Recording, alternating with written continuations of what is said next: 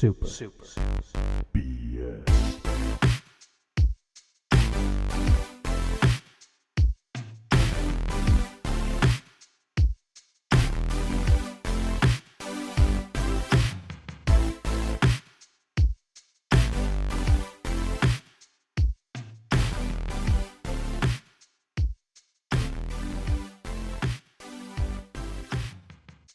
Well, it is finished. As we all have said on Super BS here, I, lovable baby boy Brank, have had my hands all over that sweet, all over butts, all over that sweet Series X, and there's nothing J Jolly Jank can do about it, huh? You're not going to be able to take it away from me. You're too far away, okay? So we're going to protest your house. Who am I joined by today? I can't be joined by J Jolly Jank. Not again. He's not going to be joining me today. J Jolly Jenkison. Yeah, I mean, still here, still wondering if we need to prepare the old bleep button for when you talk about that sweet, nasty Xbox Series X, not to be confused with the other word. S? Yeah, I love that. I love that Microsoft really dug a hole for themselves with Series S and Series X. Like, on paper, they look fine. I totally see it. But when you're talking to someone on the phone, hey, do you have a Series S in or a Series X in? It's like or very a Series easy Sex. to Like yeah. Well, that's when I'm trying to get both. I say you got a Series Sex in, and that's what I want, both an S and an X, and they know exactly what I'm talking about. They say, yeah, and I got one of those. They wink at you. Yeah. And then the 70s music starts. And all that sweet, funky bass. Well, I don't know begins. if you read this articles all over IGN and Game Informer and GameTastic.com, but originally, if you were going to buy an Xbox Series X, it came with a shag rug. Did you know Nice. that? Yeah. I did not know that. I was trying to get a shag rug, so I wish I would have killed two birds with one stone and got me one of those sweet rugs. That's why it was so hard to get one at launch, because they ran out of rugs. I mean... The rugs are out, folks. That's we got what plenty of people these wanted, boxes. yeah. Nobody wants the box. They just want the rug. Yeah. That would have actually been an awesome thing to give you with an Xbox, a rug. Well, we were thinking about it. We're just like, people need rugs. So that's what I'm all about, my man. But anyways, before I start talking about my sweet X, what have you been playing, man? Because I'll have a lot of time to talk about my experience with the X here in a sex. You're going to be talking about your ex? Is that? I'm going to be talking about my ex and there's nothing they can do to stop me. I'm doing it. I'm on the radio right now, okay? We're live streaming to thousands. How did your ex hurt you? I don't even want to go into it on this show, okay? But I will badmouth them. I will blast them. I will blast them in the A. It's going to happen, but there's nothing they can do to stop me, but I'm not going to tell you how they hurt me. I would never do that. What have you been playing, though? The fans want to know. So, we're all screaming. I've actually had some time. And screaming. So now that I have this break, right? I got this break for this really small holiday called Christmas that you may or may not have heard of. I've actually had some time. Right. And I've actually had some time to sit down and really play Assassin's Creed. You know, not just like skim it, not just like run around the world, play for like 30 minutes once a week as I have been playing, but I really have had a chance to dive into it. And yesterday, I got to a part where, you know how we were talking about in Odyssey, how you get to go to the place where the gods are, Elysium. You get to go to Elysium. Yeah? Yeah, so in this one, you get to go to Asgard. Oh, okay. Yeah, so I'm cruising around. Thanks for spoiling it. I know, you're welcome. I'm just joking. But I'm like cruising around Asgard right now, and like it's because you're like your character gets to this point where like he takes. Well, don't tell the story. It's just you already said so Asgard. You're in Asgard, yeah. So I mean that's pretty cool. It's nowhere near as big as Elysium was. I never played the Odyssey DLC. Okay, so well I mean you're missing out, but I mean, is there like is Elysium like as big as one of the? I don't even remember what they're called. Like one of the zones in Odyssey. Yeah, it's pretty dang big. It takes a long time. Like if you're a treasure collector like me, it takes a long time to go to all the different places. Asgard's kind of like that. Asgard's a lot darker though. It's nowhere like Elysium. They had this really cool color palette, lot of like celestial blues and things that kind of glimmered. In Asgard, it's not really so much of that. So Okay.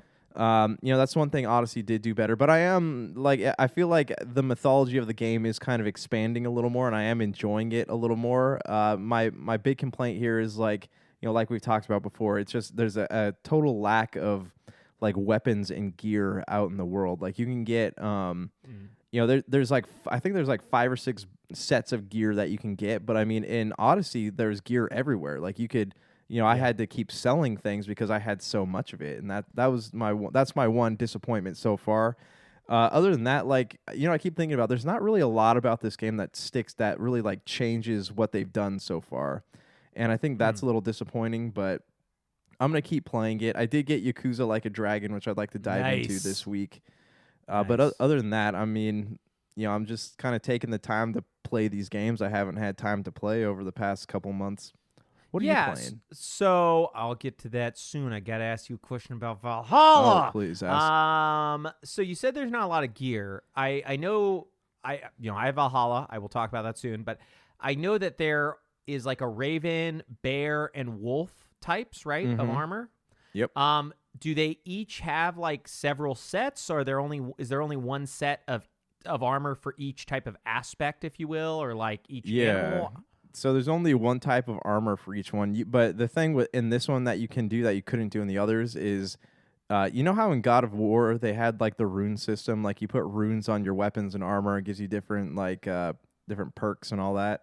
Yeah, I hated that system. Please don't say it's in this. That's in this one. So you can great. equip like runes to your gear, and that's what really like differentiates it. But other than that, like there's only one set. I mean, and you can get a couple like different like hoods and helmets and stuff like that. But with like as far as like the basic like torso armor and the greaves and all that, like there's only one set of each one, and it's really what makes it customizable is how you level your stats up, like how you level the gear up. Oh, okay. Yeah, I'm really excited to get deep into it. I picked it up. It was on sale. I have only played, I think it's Orlog. Is that the dice game? Yeah. Yeah, like I finished the intro, which I think I'm still technically in the introduction. There's still not a title sequence yet. But I played a match of Orlog, and then I ended up moving on to a bunch of other stuff. As you got from the opening of this show, I found myself in possession of a Series X. So I have started the revolution with the rest of the people, and it's great. It was super smooth setup, but I've had to move a lot of stuff back and forth from my external to the internal, and just between downloading and updating. That's been a lot of the last couple days. I picked it up a few days ago. This is recorded 2 days early, so I'll have like almost a week with it by the time this comes out. But yeah, so I've kind of just been updating stuff, man, seeing what runs on Series X, seeing what the load times are like. Immediately I booted up Yakuza. I won't talk too much about the game, but just immediately I noticed the frame rate is so much better. It's 60 instead of 30.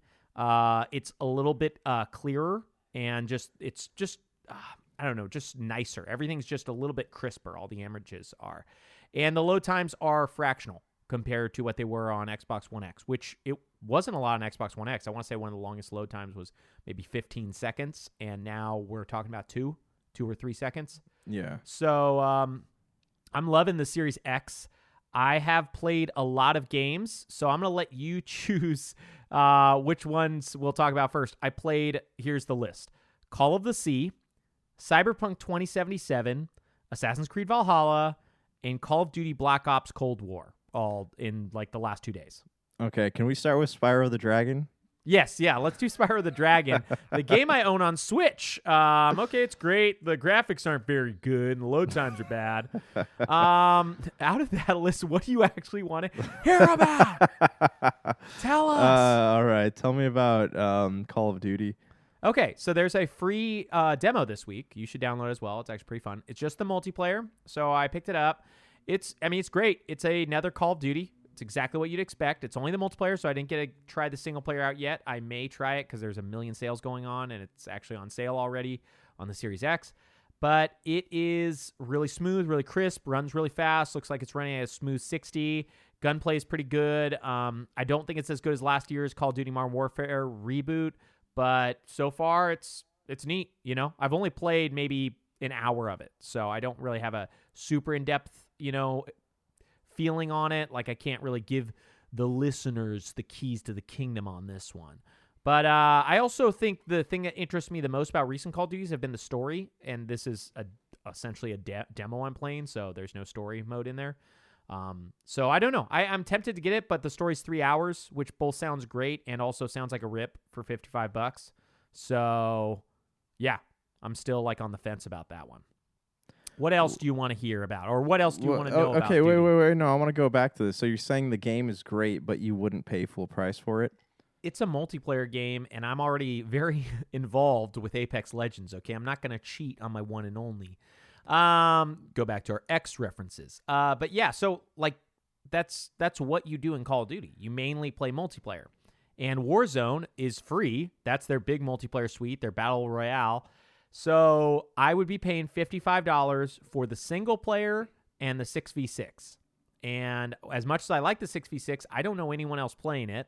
So I don't know if I'll play for very long. And the single player is 3 hours. So $55 is a pretty big ask for something that I may spend 6 hours with. Okay. So what we're trying to say here is that the game is great, but don't buy it. Okay, that's like... I didn't say that. I said it's a very good shooter. If you are somebody who does not have a shooter that you're playing, or you want to try something new, or you've liked Call of Duty, this is a good one. This is not Ghosts. This is not... Infinite Warfare. This is not, I don't even know the other bad ones, but this isn't those. Modern Warfare 3. It's not one of those ones. This is like a good one. It plays well. It's fun. Yeah, but don't buy it. Don't buy it. What else you want to hear about, you all right. filth? Tell me about Valhalla. Tell me about those. Okay. Yeah, you don't know anything about this game. So Valhalla, it takes place in Norway. It's about Vikings. Okay. It's from a series called Assassin's Creed. You never played it before. I'm actually the resident expert on Odyssey. One with the little blue hedgehog? Is that what we're talking about here? Actually. Okay. It's got a blue hedgehog, and there's a plumber with a hat in there, and they fight each other. It's a fight to the death battle royale. Oh, good. Okay. 99 players. You either choose a blue hedgehog or a guy with a hat. Yeah. But yeah, so as a resident expert on Assassin's Creed Odyssey here, and I played Elysium and all that stuff, and I went, fought with Gladiator and did all the things that you do in Assassin's Creed Odyssey. And I was like, oh, I'll continue the story at the end of the Fields of Elysium. Movie with Russell Crowe. Yeah, I mean, that's the last boss fight, okay? I don't want to spoil it for everybody, but Odyssey, the final boss fight is you fight Russell Crowe. You get to stab him first, and then you fight him, and you win this time. You get the good ending for... They have one of those rock band like vocal measurements where you go, "Are you not entertained?" And you have to match the pitch. You got to get them entertained. Now, this is I've just always wanted a Gladiator game where you get to have the good ending happen, where Caesar wins and Russell Crowe dies very painfully, I might add, in front of everybody who loved him. Embarrassing, jeez. I loved Odyssey. I didn't get around to the DLC, so I picked up the standard version of Valhalla. I know I said I wasn't going to do that, but it was $45, and the gold edition was $75, and I was like, what if I never get around to this DLC? So I picked that up. It's cool. It is definitely one of the most beautiful games I've played on next gen. I would say, because I've only played the multiplayer in Call of Duty, I would say it feels like the first next gen game I've played. That being said, I've listened to a lot of podcasts, and I've heard Demon's Souls on PS5. People have said who've played all of these, they say that's actually the first real next-gen game. That makes sense. It's like one of the only games only on next-gen.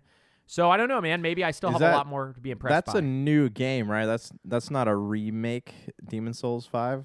You are correct. That is a remake of Demon's Souls. It is not a new game.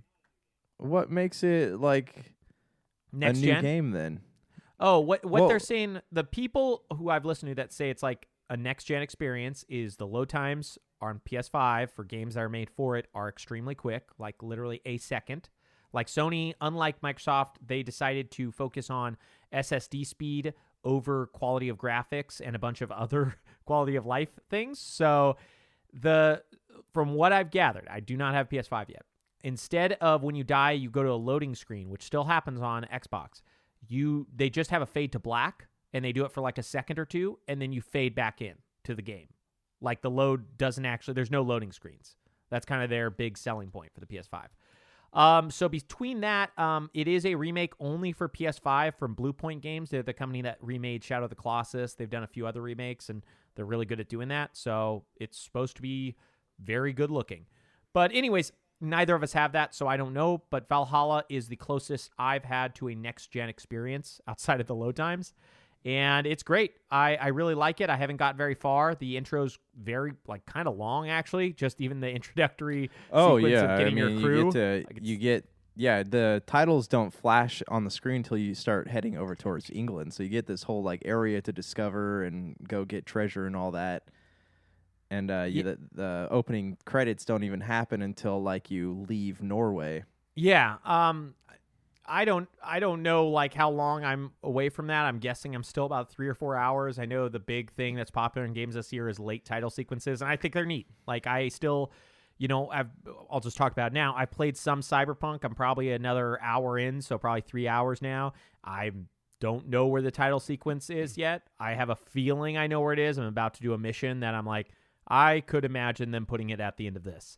But yeah, so we'll see how far I get into Valhalla. It's probably not going to make my game of the year list just because I don't think I'm going to have enough time to put into it before we start talking about that in a couple weeks. But maybe as soon as I finish Yakuza, where I'm at the very end of that, maybe as soon as I finish that, all I'll want to play is Valhalla. It's really hard to know because there's just so much stuff out there and so many things to play. Too many.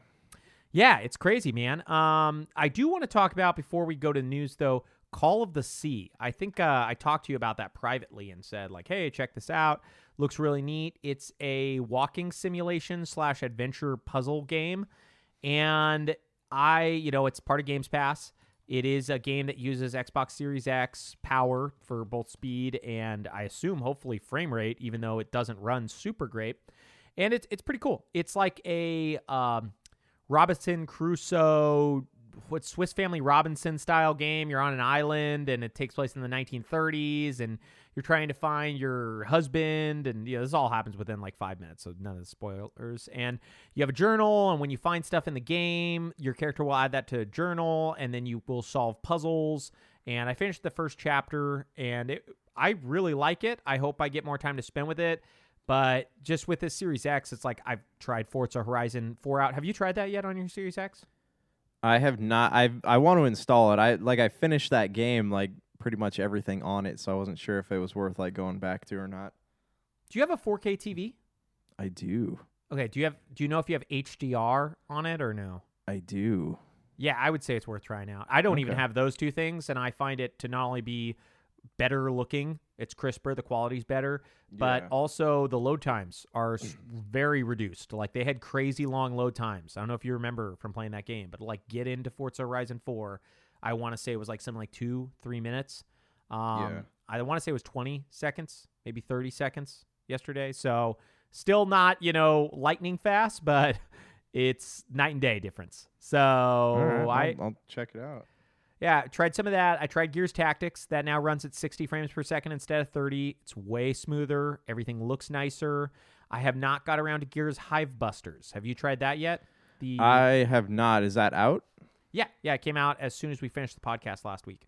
It is the DLC single-player expansion to Gears 5. Like we talked about, it's a standalone DLC, so it is not actually a direct continuation, but it is a new story, kind of like a small one-off.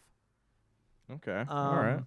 Yeah, so that's most of the stuff I've been playing. I'm sure I'll talk more about Cyberpunk as we get to the news, because Cyberpunk's been having a great week. Let's just throw that out there right now. The news, if you've gone on any gaming site, you're probably reading about its praises. Everybody says it's game of the universe, not even the year and not even in the decade. It's the universe. So they're sending it to aliens right now as we speak. And as you know, Israel and U.S. have confirmed they've been talking to aliens for a long time. So they're sending them all the good games now. They just sent him a copy of Witcher 2. Yeah. Do you remember that? The prime minister or president of Poland gave Obama a copy of, I want to say, Witcher 2 when it came out. What, really? It's like, yeah, Obama seemed like a cool young guy, but I bet he's like, what is this? And by that, I mean, I'm not even sure he knew what a 360 was. They got to the bathtub scene and Michelle walks in and he goes, oh no, I got it. And he's trying to turn it off real fast. Off. He got the parental advisory mode, so he had to just press a button, and then it was just Pong. So he didn't have to worry about that, okay? They made that copy like, hey, we got some stuff you want to see, but we know you got a family, so just press Joe this Biden button. walks in, ooh, I love this game. Yeah, Joe Biden's all about that, man. But yeah, it's funny to think that CD Projekt Red, the company that made Witcher 2 and Witcher 3 both beloved, made this. So yeah, you have anything more to talk about with gaming before we get to the news? No, let's jump into it. Let's do it. Super BS. Now we are back. We're ready to talk all about the greatness, which is Cyberpunk 2077. Hit me with some of those praises for it, please, Jank. I want to know what everybody's saying about this game and why they love it so much. It's glitchy. Whoa, that's good. yeah. I sent Jank and Dr. Donna some photos from Cyberpunk running on my Series X from the external terabyte drive, and the graphics were, I think, worse than the Nintendo 64. The character models were probably worse than that. I don't know. Maybe I'm too biased, but that's what I felt like. What did you think when you saw those? I mean, they were. It reminded me of that. What's that glitch in Spider-Man where you get onto the boat and they have the people whose faces are all like stuck in weird little pixels. Oh, is that the new Spider-Man PS4? Yeah, that was like the one part of the game that they didn't like spend extra development time on. The birds. Do you remember that? They had birds that were flying through the sky and they were like flat, and if you took a picture and you zoomed in on them, you could see that they were flat. Obviously, birds, I get it. They're, background characters. They probably didn't want to waste a lot of textures on them. But it's still really funny when you see that in games. It's kind of like that, but that's what every character looked like in the city when I was playing. So it wasn't like a glitch. It was like, hey, everybody looks like that. They're all stuck in the Phantom Zone. Yeah, man. Anyways, hit me with what people are the most upset about, and we'll go through it one by one. I mean, I haven't really I've just kind of grazed these articles, but I mean, it sounds like a lot of people are upset that it's, they had this product promised to them, and it looks nothing like what was promised to them. People are suffering from having their game, like if you reach over like 8 megabytes, right, your game can get deleted. It could become corrupted. You might have to delete it. Yeah. Oh, man. That's crazy. Yeah, this game, they should have postponed it. What you were saying about it coming out next year, it sounds like that is what actually should have happened. Mm-hmm. And I think we talked about this off air, but they're talking about having a class action lawsuit brought against CD Projekt Red for misrepresentation, which, to be fair, is actually like a very fair thing. I don't know if they need to sue them because they're offering refunds.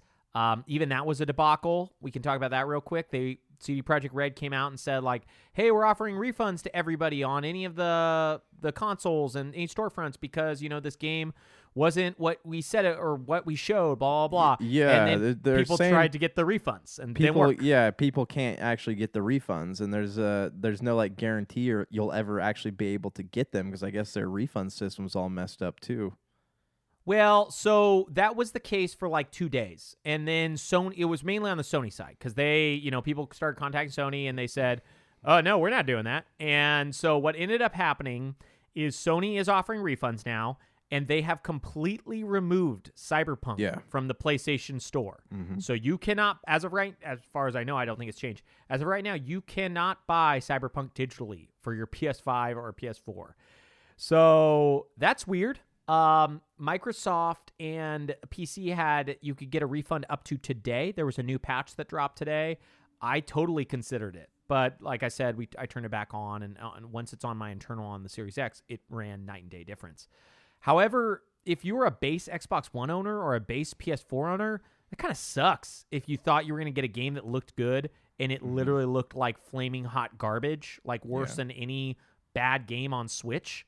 I mean, this is like uglier than most indie titles, like titles that have one guy making them, like it's crazy, man. To think that I was thinking this might be my game of the year. I definitely wasn't like overhyped because I thought I was going to get a Deus Ex game, and it went from not only it not being really a Deus Ex game or a Fallout even, to it being like a kind of a linear open world game with so many bugs. I haven't done it recently, but when I first turned it on, if you looked into a mirror, you had no hair. Your character just couldn't have hair. I don't know why. Is Bosley in this game at all? I mean, you had to get the Bosley patch. It's actually a $5 DLC, so you can get your hair to work. Yeah, all right. Yeah, man, I don't know what to say. I'm really disappointed in it. I have a feeling by like April or May of next year, it's going to be a totally different game, and people will get it for like $30, and it will be playable and look good, and that's what I'm thinking. So let me ask you this: we got two possible paths for this game. The road less taken. Do you think that it's going to become an Andromeda? Or do you think that it's going to become a Master Chief collection? Both games flawed out the door. Andromeda, pretty playable today, but people still hate it. Master Chief collection, people hated it coming out the door because of how flawed it was, and then they fixed it, and now everyone's saying it's like one of the best games on the Xbox One generation. Yeah, that's a difficult question because I could see it going either way. This is such a bad launch. I could totally see it go the Andromeda route. I think they will fix most of this stuff. I'm not sure they'll fix it on the Xbox One and PS4. I don't think they should have even offered it on those consoles, to be honest. Like, I don't know how they could have done that, but they should have just said, like, hey, this won't run on these two. If you have a mid-gen, like an Xbox One X or PS4 Pro, you can get it. Otherwise, you need next-gen. I don't know. There's nothing in the guidelines that allows them to do that on either console. But yeah, I don't know, man. It really depends on how fast they fix it and what like the make good is, because they're planning on making this into another GTA. Like they're planning on putting a multiplayer in there, like a GTA Online. They're gonna add some single player DLC. My experience of the story so far, it's been really neat, but I have yet to see anything where it's like, oh man, I can't wait till I get my strength a certain level so I can move this box so I can get into a house, or oh, I can't wait to do this. I think that stuff's in there, but so far I've yet to see it. So it's been really, really simple. The game has been like, oh, walk to the place, talk to the person, ask a couple questions. There's always one. It's similar to The Witcher. There's like several questions you can ask to get more info. Then there's the question you ask that precedes, like makes the story continue. And then supposedly there's some decisions. I have yet to get to any of those. So yeah, I don't know, man. I really don't know. I don't know what's going to happen, but I think it will be more Andromeda than Master Chief, because Master Chief had like 4 games that people loved, and it was a great deal. It was $60 for that. Yeah. And those 4 games, actually, the single player worked perfectly fine. It was just the multiplayer that was buggy, right? So, and the games looked incredible too. It wasn't like they were bad looking. It just had a lot of multiplayer issues with bugs. Right. This has so many bugs that it's like, should you even play it?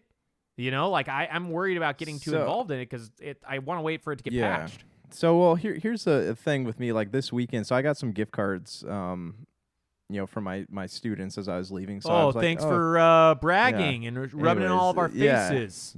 Yeah, don't be jelly, man. It's all good. No, but like I was at Walmart, or no, I was at Target, and they had all their games like $20 off. Mm-hmm. Yeah. And so I was like sitting there thinking, I'm like, because I want to play Cyberpunk, but also like I've heard so many bad things about it. I also really want to play Yakuza. I also really want to play Immortals Phoenix Rising. Yeah. So the decision, like out of the 3, the easiest one to cut out of that decision for me was Cyberpunk. Mm. What's funny is I think you'd love Cyberpunk. Like, I think it might be a game right up your alley. Yeah, no, I'm sure I would. I'd probably really get into it, but like I just don't want to play it the way that it is right now, especially since I'm so compulsive when it comes to games. Like, I don't want to run into something where how like Skyrim was on Switch, where there's missions that I can't complete because there's I didn't know so they many had that many glitches in the issues. games. Yeah. So I just Okay. that was a big turnoff for me. So when they get it all fixed up and I'm hearing better things about it, yes, I will for sure play it. But like, as someone who has like OCD with games like that, I don't see myself jumping on when it's so in flux so much.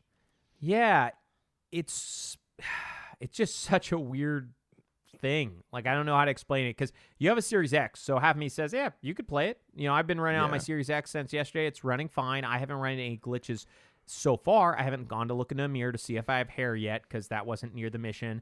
I haven't tried out any of this stuff. I don't actually know what all the glitches are, but I also don't want to get to that point where I'm in a mission and at the very end, my guy is T-posing through a car with my bare butt, which is what I've heard from some of the glitches online, where your character loses all their clothes, so it's their butt, and they're standing up through the car ceiling, and they're doing the T-pose, which is the basic way a model looks when they're creating in the development assets. I don't want to see that, because that is immersion breaking. It sounds hilarious, but at the same time, it's I'm just wondering what happened. Why did they rush this? Why didn't they pull an Infinite? We're talking about Infinite last week, and I want to know what was wrong with that game, but at the same time, after this, that was the right call. Whatever they did, if they didn't even think, even if it was close to being ready, that was the right call, because they obviously thought something was wrong with it. And if there was anything wrong, the right call was to delay. Miyamoto has that famous... Hopefully... No, quote. Go ahead. Sorry. Oh, yeah, sorry. Miyamoto had that famous quote, a delayed game can be a good game. A game that's released that's bad is always bad, or whatever. I'm paraphrasing. Yeah, but and this is the litmus test for a lot of developers right now, right? Like, they're seeing just how bad this has gone, having to develop for so many different consoles and systems, and jumping across generations like this. Going forward, I think that we're going to see a lot of these games that were supposed to be PlayStation 4 and Xbox One as well. We're going to start seeing those versions cut going forward. I think, especially with Halo Infinite, I don't think we'll see an Xbox One version of that. That will be really interesting, because they've kind of pretty much promised that, but I hope that they don't keep that promise, just because after this, it's so you're going to kneecap this game on Series X so you can get to run on this previous version. And the base Xbox One at this point is 7 years old. It showed its age very quickly. It was underpowered compared to the PS4, and that wasn't that great. So they need to lay them to rest. I know that the problem is we're not still on yearly consoles or bi-yearly, so it's not like Xbox 2020, Xbox 2022. Once we get there, which I think that's where we're moving, I think it's going to be really easy to be okay, every console from Xbox 18 onward can play this game. Do you know what I mean? And then it will run at different specs. Yeah. Do you think we're going to get to a point where that happens, a bi-yearly? I don't know if it'll be bi-yearly, but at least tri-yearly, every 3 years. That's where we're going. That's why Xbox decided to try to stick with the X and S naming, and that's why they went to Series instead of an Xbox 2 or an Xbox X, whatever. Yeah, I think they're trying to get there, because it just makes sense. That's what Apple does, right? They have their numbers, but really what we know is the years. So, Apple 2020. When we're all walking around with Xbox watches on, just remember this podcast, all right? Remember this podcast. It's crazy, man, but that's kind of, I think, the game plan, and I think that's what we're all trying to move towards, because then you don't have to support 8-year-old consoles. You can just say, hey, 5 years and newer can play. You don't have to support those 8-year-old consoles, man. You just give them to their moms and say, I'm done. Put Wii Bowling on them. Let your mom play it. Every console plays Wii Bowling, okay? Get a nice copy of Zumba in there, and you're good. Yeah, you get Zumba and Wii Bowling, and give it to your moms and grandmas. I don't know, man. We'll see what the future is for this game. We'll see if it's able to recover. I hope it is. I like CD Projekt Red. I think The Witcher 3 is maybe the game of this generation. I don't know. It's so hard to say because there's been so many good games that came out, but I love The Witcher 3. However, Cyberpunk right now is it's very hard for me to want to sit down and play it. Like, I have a lot of other stuff I'd rather do. It's too heavy, and it's not enough fun, and there's too many issues. So we'll see. I do plan on getting to it, but if it's not my game of the year list this year, it's not because I hated it. It's because there's just some issues, and I'm waiting to get into it. Speaking of games of the year, do you have any other news before we get to our topic? You froze. So I will. Oh, sorry. No other news. Too many web pages. No, I do not have any other news. Do you? I don't have. I do. No, I don't. I did want to talk about, as we're getting closer and closer to like doing a game of the year, I thought it'd be fun to talk about the games that we either didn't play or didn't spend enough time playing this year. We'll probably have an honorable mention in our games of the year, but I think there's a lot of stuff that came out this year and a lot of stuff that we wanted to try and just never got around to, stuff that looked interesting. So we both have a list up, and there's some junk on it, and I was thinking about we go month by month and, choose. There's a... So Branky's got some junk on his computer screen. Just never mind. It's just pornbiz.hub. That's what I've got on my computer screen right now. These are my favorite. But yeah, so let's start in January. Call out whatever you want, but I'm gonna start this off. I wanted to play Tokyo Mirage Sessions #FE on Switch. I had multiple times I could have picked it up on sale. I didn't, but I did want to play it. It was a Wii U game. It was one that I was hoping would get ported to Switch. It did. This has just been a very crazy year for many reasons. I never got around to it. Did you have any interest in that one or no? No, that was not one that was even on my radar. Looking forward, I did want to play the Oddworld game on Switch, The Stranger's Wrath. That was another one I just never had time to really jump into. Or there are other things out around that time that kind of waned my interest in it. Yeah, I had that game on Vita. It was very fun from my memory. I played maybe 2 hours of it because it was a couple bucks and it was great. Another game that I didn't play that you did, but I did want to try, Dragon Ball Z Kakarot. At the beginning of this year, I almost bought that because it was such a slow season. I'm glad I didn't. I don't think it would have been for me. It's a fun game, man. It's do you remember the old Robotech games that are on the original Xbox? No, but the name sounds familiar. Okay, so you could basically, those were games where you could turn into a jet and a mech. You kind of just transform and walk through cities and stuff. That's what the Dragon Ball Z game is, and it has it's an RPG pretty much, and you're leveling up different aspects of your character, but you're playing through the different Dragon Ball sagas. I got, I think I got to the Cell saga, and I haven't really played much since then, but it is a game I do want to go back to, because I think that, for all the flaws that, Dragon Ball obviously found gold with, what was it? Dragon Ball, the Versus Fighters. game, was that? Fighters, yeah. Z. Yeah, they found a lot of success with that, but I've always been curious about why don't they just let us have an RPG version of Dragon Ball? And this really did give me everything I wanted. It's just I didn't want that much of it. Yeah, after Cell, there's one more, right, in the game? There's Broly or something. There's Cell, and there's the Boo saga. Oh, that's it. Yeah. So I think you're almost at the end of the game. Yeah, they did add a bunch of DLC, so you do have some of the Dragon Ball Super stuff on there, and Brawly and all that. So. Oh, okay. Yeah, I was interested in it. I'm not a Dragon Ball fan. I know next to nothing about it. I like that it was open world. I like that it was an RPG. But the more I saw, the more I kind of realized it wasn't for me. I am very glad I didn't buy it. I think I've seen it now for $20 a bunch of times. I can just pick it up if I ever want. Yeah.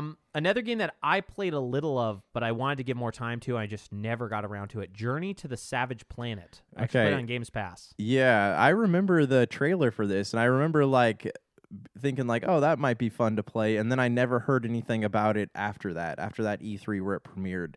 And so this is one. I think it came out at a weird time. This January felt really strange for gaming.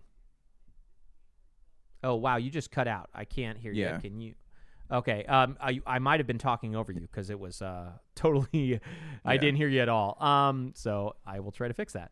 But you were saying something about after E3. You didn't. Oh yeah, after E3, it's just I never heard anything about it since since then. And then I saw it on Games Pass, and yeah, it's something I do want to play. I just got to squeeze it into my my back catalog.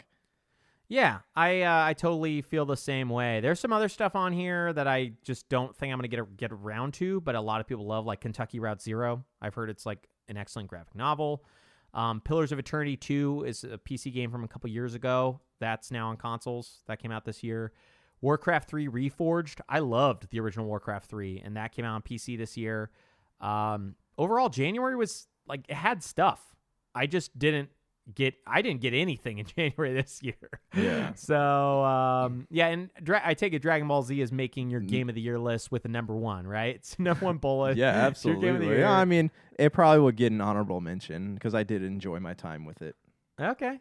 Anything else in January before we move to February? Nope, that's really all I knew about out there. I know the was that add-on for Kingdom Hearts was something people liked. Oh, but I mean, Ari Mind, yeah. Actually came out to Xbox the next. Did you ever finish Kingdom Hearts 3? No, I played Kingdom Hearts 1, and then I did the weird like card battle game. Oh, okay. And then I haven't been back to that world since. It takes too long, and I'm not interested enough to like force myself to play them. Yeah. Kingdom Hearts 3 is not a great game. I don't know what else to say. Like, I enjoyed my time at the very end, but otherwise it's not good. So, I don't blame you. I didn't get Ari Mind. I have no interest in playing it. I don't think I ever will play it again. But, maybe if there's Kingdom Hearts 4 and they fix all the issues from Kingdom Hearts 3, I'll consider it. I don't see that happening anytime soon. But, whatever. Yeah, so February had just a lot of indies, really. I'm not seeing a ton of big stuff. Like, a game that I was interested in playing, Knights and Bikes. Was Monster Energy. Oh. Monster Energy Monster drink. Energy Supercross, yeah. Monster Energy Supercross. That was it. Knights and Bikes, I actually followed the Kickstarter. I almost kickstarted it, and then I'm kind of glad I never got around to it. It came out on PS4, I think last year or the year before. It came out on Switch this year. It is a Zelda-like game with very few of the Zelda-like things, like dungeons and items. That's not in there. There's no leveling. So I looked at it and I'm like, this game isn't for me. It does look very cool. The art style's great. Looks like a Tearaway. I don't want to say it might be from the same developers. If you like Zelda, this game's for you, but it's nothing like Zelda. Yeah, if you like Zelda, don't get this. But if you don't like Zelda, also don't get this. Whatever you do, just don't get this game. No, that's mean. It looked really cool. I'm sure it is great, but I have no interest in playing it now. I think it might have even been on Games Pass or Games with Gold or something. It might even be there. Darksiders Genesis. I've always been interested in that series, man. I played like a little bit of Darksiders 1, a little bit of 3, and none of 2. And I don't think I'll ever get around to Genesis. Yeah, so I bought these back when GameStop was having like a buy a bunch of games for like $5 sale. Yeah. And I bought the Darksider games, but yeah, I have not played them. And I honestly, at this point in time, don't see myself ever like sitting down and being like, I really want to play Darksiders. So this was one that I was also curious about. I heard that it wasn't nearly as great as the other games were, but it's a totally different like game too. It's like a Diablo-like stepchild of that franchise. Yeah. Yeah, you cut out there for a second, but yeah, I heard it was like a Diablo-like, which is different from like the Zelda-style RPG, Assassin's Creed-style games, or the Darksiders 3, which was trying to be like a Dark Souls game, which I played some of it. It wasn't that great. It wasn't bad, but it just wasn't what I was looking for. The actual game, the first game I did not pick up that I wanted to pick up this year was Dreams. That is a game that seemed really interesting. I like trying to make games, but I have no interest in making games within games that are only usable in those games. Yeah. So Dreams was something I wanted to try just to like play the story mode and then play other people's dreams. But I just never got around to it, man. And I can't see myself getting it now. I just want to crawl into other people's dreams, you know? I just want to get on in there with a nice blanket, a rosé, and just spend my time sniffing around their dreams, okay? This is a game I picked up just like a month ago. I think I talked about it on the podcast, Blood Roots. It's like a Hotline Miami style game. I picked up on Switch for like $2. Yep. Came out in February. Guys from Kind of Funny loved it, so I picked it up when it was dirt cheap. It's okay. It's like a Hotline Miami-like. I enjoyed what I played. I don't think I'll ever come back to it, but it's neat. Anything from February stick out to you? No, there was like Yakuza 0 is something I was kind of interested in. Have been wanting to go back and play the Yakuza games. Yeah. Dreams is something that intrigued me, but not enough to actually sit down and play it. And other than that, like that's really all that caught my attention in February. Yeah, man. And again, like we said, we're not going to spend any time on the games that we will be spending a lot of time talking on. So March here, there's a couple biggies that's like I'm not going to talk about how I didn't play or played these too little because I put dozens, if not hundreds of hours in. Games that I wish I would have actually spent some time with. Honestly, Call of Duty Warzone. That came out this year. It's kind of crazy. And I've heard nothing but good things, but I am playing Apex. So it's hard for me to even think about playing another Battle Royale. Yeah, that was... I had heard they were trying... I had heard, people saying that, like, oh, it feels like they're trying to compete with Apex and Fortnite and all that. And I feel like Call of Duty has... by making something like that, they kind of like shot themselves in the foot because they do still do annual entries. Well, yeah, I mean, you say that, but I think last I checked, Call of Duty Warzone is making them billions of dollars, like literally like hundreds of millions every month. Yeah. So they're not doing bad. It's not, I would say if you ranked the popular Battle Royales right now, I would say Call of Duty Warzone's above PUBG, which was like the father of these, the modern father, I should say, of these Battle Royales. But yeah, I agree with you. It's kind of hard. It's the last one of the party. It is a Call of Duty, so I know a lot of people do play it. But just for me, it's like all of these games take 30, 40 minutes to get into. It's just not like a jump in, play a match, and get out. Yeah. For me, I had another one, Neo 2. I played that in March. It happened during the beginning of the pandemic. It was a weird time in my life. I played quite a bit of it. It was very fun. But I lost interest pretty quickly as news and other things in my life took over. But yeah, I wish I had more time to put into that. I really did like the 20. I probably played 20 hours of it, to be honest, but I didn't get very far because it's crazy hard. Did anything stick out to you in March? So in March, the one that sticks out to me the most is Animal Crossing because I remember like this is when everybody had to start working from home. Yeah. And everyone just decided to play video games, and Animal Crossing became a game that was nearly impossible to find anywhere. Yeah. That was the one everyone's posting on social media, all these people who never play games, unless you bought it digitally. Yeah, all these people who never play games went out and bought Switches, bought Animal Crossing, and like I was just seeing photos galore of Animal Crossing.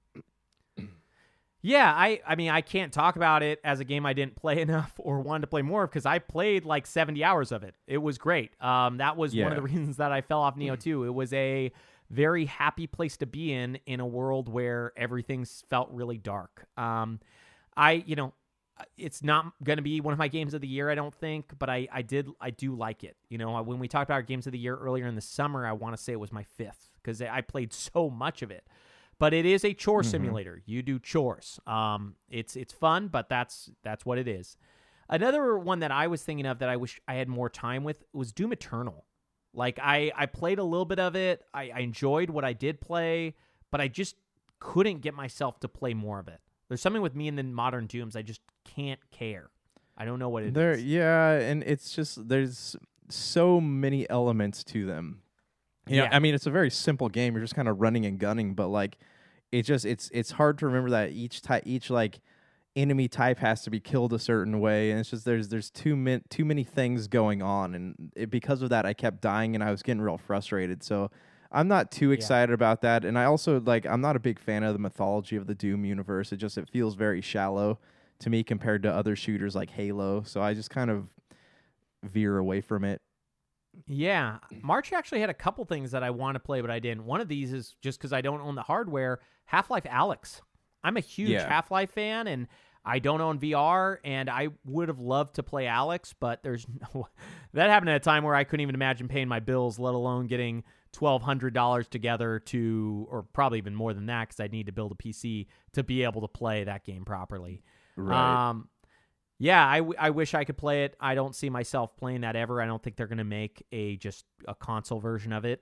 I've heard that the draw is the VR, so I'll never play it, but it seemed neat. Last game, and this came out a few years ago, but this was a DLC add-on weird thing where you had to buy the whole game again. Persona 5 Royal. I liked Persona 5 when it came out in 2017. This is like a weird game where you can't use your old save, but you have to replay the whole game to get to the new thing at the end. I only got 40 hours into that one. I don't think I'm ever going to try this one again because it's like 130 hours versus the 100 hours the first one took. It's like, great, I'm never going to get there. So that's a neat thing I'll never touch. Anything else? Persona 5 was one I did want to play, especially when it first came out. I just never got around to it. Yeah. It was great. I loved the first 40 hours of it. I can't remember what I fell off for, but it was 2017, probably one of the best years of games for a long time. Breath of the Wild, Assassin's Creed Odyssey or Origins, Cuphead. There were so many games coming out. I don't know why I stopped, but I stopped. Anything else in March stick out to you till we get to April? No, nothing I can think of. Did you play Ori? I can't talk about it because I beat that game. But did you play it? Ori and the Will of the Wisps? That came out in March. No, I didn't. I just played Ori and the Blind Forest a couple months ago. I just haven't got around to Will of the Wisp yet. Dude, you got to play that. And I heard on Series X it runs even better than it did on original nice. Xbox One. All We're right. probably going to split this into halves and just get through to the summer because we're only in April and we've been going for a while. In April, you know what? I'm trying to think if there's something that I really wanted to play that I didn't, because I played Resident Evil 3. I don't know if you got around to that, but I did play it. I did like it. Did you play that one? So that is one I really did want to play. I just never, I was moving at the time, so really the only game I got to play in April was Final Fantasy VII Remake. Yeah. But that was definitely something I was interested in playing. Yeah, that's another one. Final Fantasy VII Remake. I wish I could talk about it. I think we both beat it, so it's a game that, I don't want to give away my list, but I'm not sure it's going to be on my Game of the Year list, and I did enjoy a lot about it. I'm glad I got a chance to play that.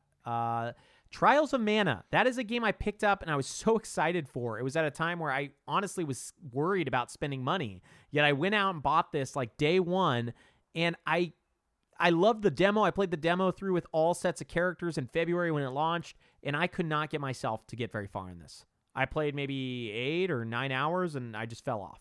Hard as rock. Yeah. So this is another one I actually really wanted to play, and I keep seeing it on sale when I go places, but I just haven't picked it up yet. And I know this is a continuation of the Mana games, right? This is not a remake. It is a remake. It's a full 3D remake of Secret of Mana, or Second Etsetsu 3, which came out here as Trials of Mana. It came out for the first time in the U.S. last year in a Switch collection, and then they remade it this year as a full 3D remake.